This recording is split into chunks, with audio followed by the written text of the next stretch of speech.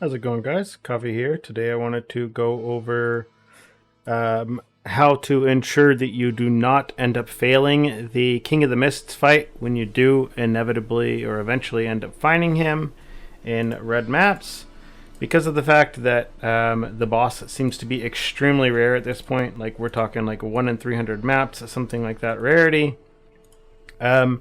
It's one of those fights where there are some tricky bits to it that once you know the fight, you pretty much will not have any issues with it. But if you haven't done the fight before, then you're going to basically end up in a situation where you may end up dying to basically an easy mechanic just because you don't know it. First things first, in regards to actually exploring the League mechanic, if you do want a better understanding of kind of how things work, it isn't timed. So, I mean, you could sit in here as long as you want. But there is a resource basically that you have, like, imagine it like a battery on a flashlight, something like that, to where you are, you can only basically reveal so much light or so much area before you end up running out. If you end up finding the white, these little things right here, this does increase the amount of basically duration or the amount of space that you can actually unveil or that you can end up revealing. Oh, that's funny. I got the quest version here. So this isn't the actual version for the quest. This is just the version for the, like, kind of like the intro thing for him. I guess he typically just drops like a ritual vessel and nothing else. But, yeah, so this is not the version for the quest. You do end up needing to find him in red maps. But the best way to go about actually finding him in red maps, again, being able to fully explore your maps as much as you can is definitely going to help increase your odds of actually finding him. I ended up going hundreds of maps without finding him, and I just ended up having to join a group with someone who already found him because I got tired of waiting, and I really had a third trim slot that I wanted to use. But yeah, pretty much what you're always doing, you want to typically be following the wisps. If you see them from the very beginning, those will typically lead you in the direction of something. But if you end up in a spawn like the one I just had where you don't have any wisps or you didn't see any wisps on your thing, you can always just push it in any direction. And just basically pick a direction and start moving in it. Make sure you're grabbing the white things as you go, and then just grabbing any other colored mists while you're at it. So let's go ahead and look over the footage of the kill that I had on King of the Mists earlier, so I can go ahead and show you the important mechanics to ensure that you don't end up accidentally getting yourself killed to them. So first, I'll show you a run here where we did end up dying.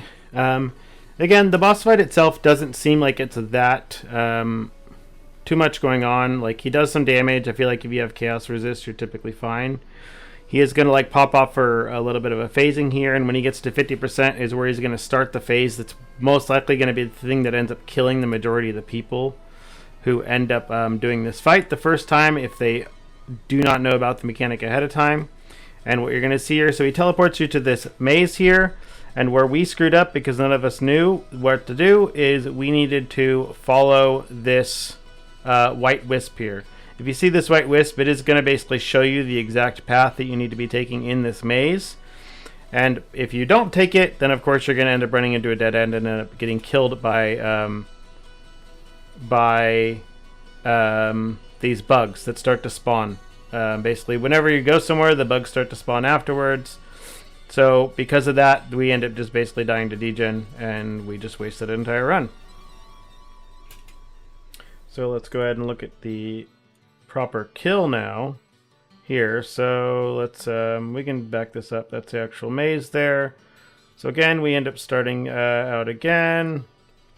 Fight again at the beginning. He doesn't really do much. He's doing some attacks. He's teleporting around and like doing some certain things. It doesn't seem particularly rippy or anything, but as he gets to the maze phase again, if you see this white wisp, it is basically showing us where to go and exactly what path to take. So we just have to ensure that we're following the wisp because again, it's going to show us where to go. We can get ahead of it a little bit if we need to.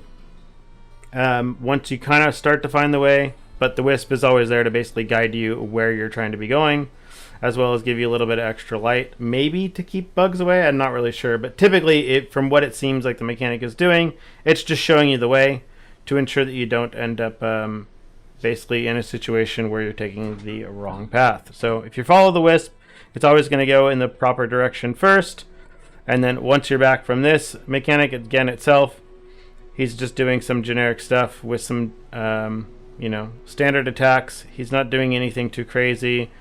I don't, you know, no one else really dies to anything, I believe. Maybe some degen people with really, really low res, but nobody else in the party dies. And this is, you know, a generic setup of some pretty squishy builds, right? There's people on MF builds and some assassins and things that aren't going to be particularly tanky, and they didn't have any issues. Yeah, so one of those things, if you do end up basically finding yourself in a situation where you do not want to continue to wait to try to find this boss, as much as TFT is a, you know, some people really love TFT, some people hate TFT. You can actually go onto TFT and you can buy or sell basically kills for this boss. So if you do happen to get lucky enough to find him, you can actually sell invites to other people there.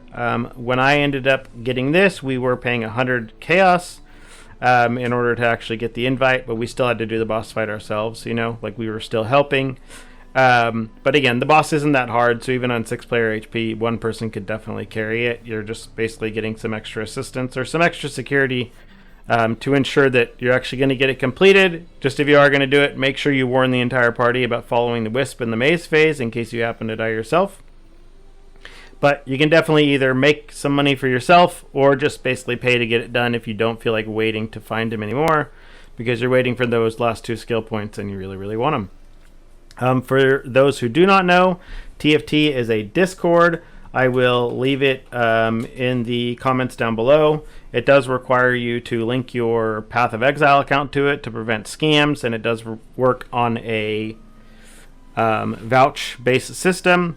So the more you use it, you do get vouches, and basically you can build up trust within the community to do all kinds of different services or do sort of trading or anything like that. It's a really, really great resource for those who get really, really deep into the game and do want to really try to maximize everything, or just trying to like bulk sell things at once. Typically, if I end up using it, it's either to sell services from Betrayal or for, again, buying boss carries, things like this, when I'm playing a build or league starting on a build where I don't feel like either spending the time to go and find a boss or do a challenge, or don't feel like spending the gear or the effort in order to basically get a like Maven or Uber Elder kill on a mapping character. So definitely take advantage of that. Or again, I'm sure if you search around in global chat or in trade chat, there's people selling it in there as well.